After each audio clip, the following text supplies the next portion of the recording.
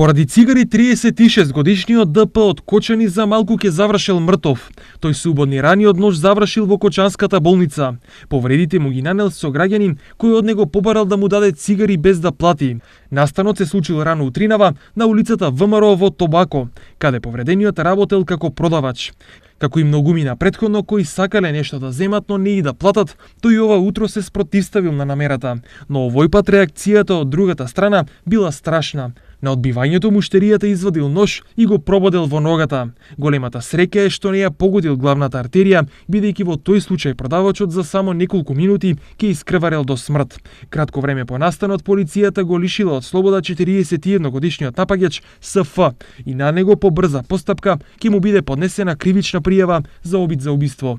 Инаку ова е трет случај кој за само 10 дена го потресе регионот. Прво во Кочани маж изврши убиство и самоубиство пред очите на децата, потоа во Штип син си го уби таткото, а денеска повторно во Кочани имаше обид за убиство.